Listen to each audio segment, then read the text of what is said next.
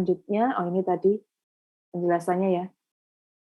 Ya, jadi uraian, prosedur pengolahan data, kemudian sampai dengan prosedur penanganan penyimpanan file. Kemudian dokumentasi sistem itu narasi, kemudian input-output, pemrosesannya, lalu kalau ada kesalahan seperti apa.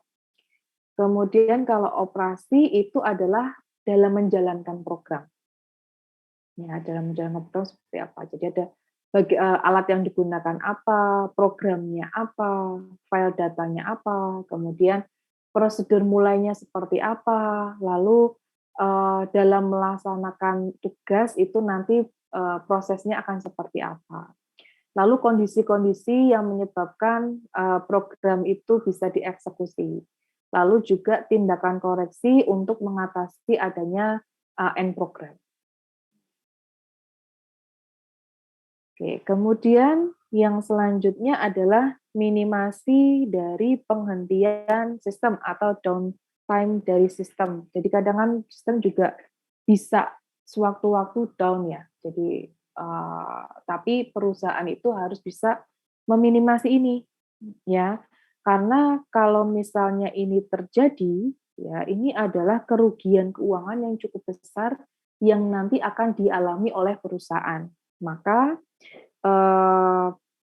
istilahnya kalau misalnya sebisa mungkin, ya memang tidak bisa dihindari, tapi bisa diminimalisir, ya.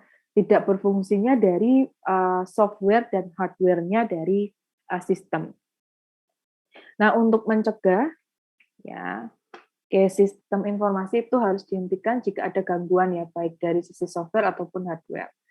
Jika sistem bekerja, ya berhenti bekerja, nah perusahaan ini akan menderita rugi baik dari finansial maupun non-finansial. Oleh karena itu, ya perlu dilakukan upaya untuk meminimalkan penghentian sistem. Yang pertama itu adalah pemeliharaan preventif. Kalau pemeliharaan preventif ini berarti ya istilahnya hanya pencegahan saja, seperti kita secara reguler itu ngecek atau menguji komponen-komponen dari sistem informasi. Lalu kalau misalnya komponen tersebut sudah terjadi keusangan, maka harus segera diganti. Itu adalah pemeliharaan secara preventif. Kemudian ada uninterruptible ya, power system. Di sini berarti nanti ada semacam alat tambahan gitu ya. Jadi alat tambahan yang berfungsi sebagai penyangga listrik sementara. Jadi kalau nanti sewaktu-waktu PLN itu mati listrik gitu ya, atau istilahnya mati mendadak ya listriknya, itu bisa istilahnya bisa di istilahnya nggak langsung mati, tetapi paling tidak ada saving waktu ya sekitar 3 atau mungkin sekitar 5 menitan untuk bisa mematikan data. Karena kalau yang namanya elektronik, kalau langsung mati mendadak itu akan merusak perangkatnya.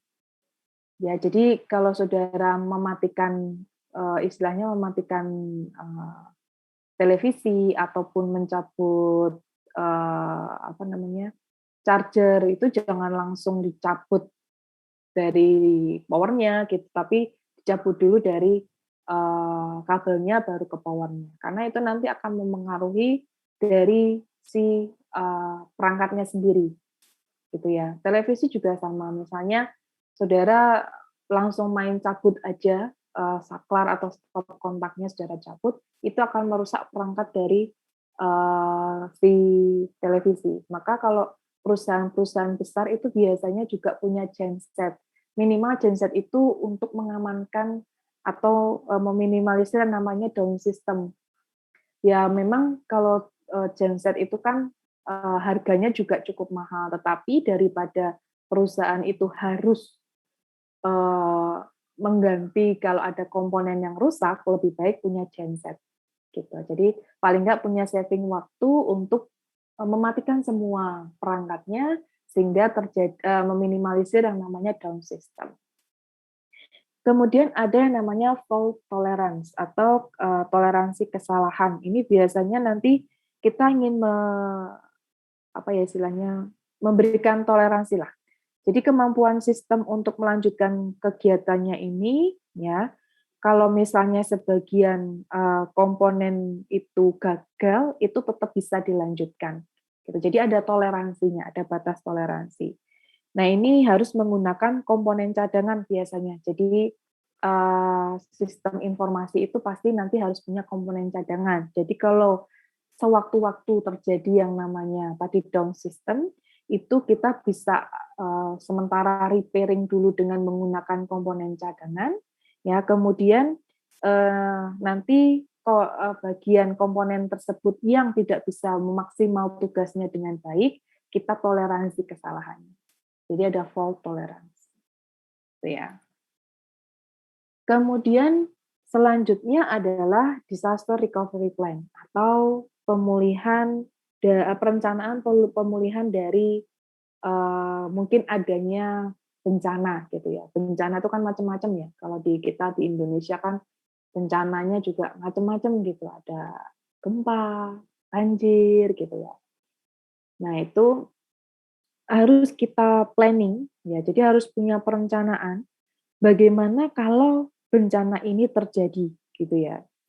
Nah, biasanya ya, itu yang perusahaan yang istilahnya, eee, kalau misalnya perusahaan itu memang tidak punya sistem informasi, ya cost-nya juga dia juga besar. Tetapi kalau misalnya ada perusahaan yang, eee, kalau misalnya dia sudah punya sistem, kemudian ternyata tertimpa bencana, gitu ya. Nah, ini biasanya harus punya rencana bagaimana nanti kalau bencana ini terjadi. Jadi ada tahapan-tahapan yang harus dilakukan, gitu ya.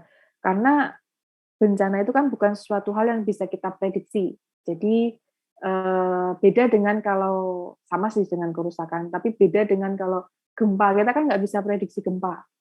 Gunung meletus gitu nggak bisa prediksi, gunung banjir yang sering di Jakarta itu kan banjir ya, beberapa perusahaan itu kadang ada yang sampai kantornya rusak gara-gara, banjir gitu ya. Nah itu salah satu, bentuk dari bencana.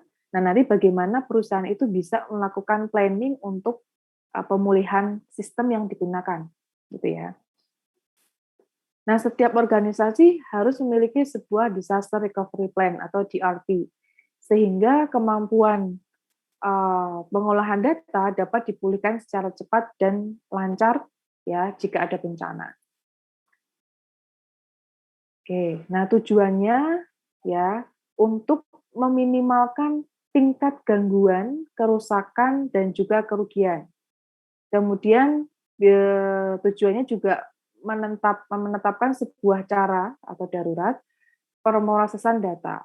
Kemudian melanjutkan kegiatan normal sesegera mungkin, ya karena walaupun bencana seperti apa, tetap kegiatan perusahaan itu harus, must go on gitu ya, jadi jangan sampai berhenti. Maka harus punya plan bagaimana kalau terjadi, eee eee, disaster gitu ya. Sama seperti kalau Covid ini kan juga termasuk disaster, makanya kan Covid ya, coronavirus disaster gitu ya. Jadi, bagaimana perusahaan itu nanti bisa mungkin banyak perusahaan yang sekarang kolaps itu karena tidak punya DRP, gitu ya. Karena mungkin DRP-nya hanya dalam bentuk fisik gitu ya, dalam artian, eee, bencana, hujan, banjir gitu ya, jadi kan yang fisik gitu. Tapi ternyata, disaster yang kita alami saat ini itu sangat-sangat luar biasa. Nah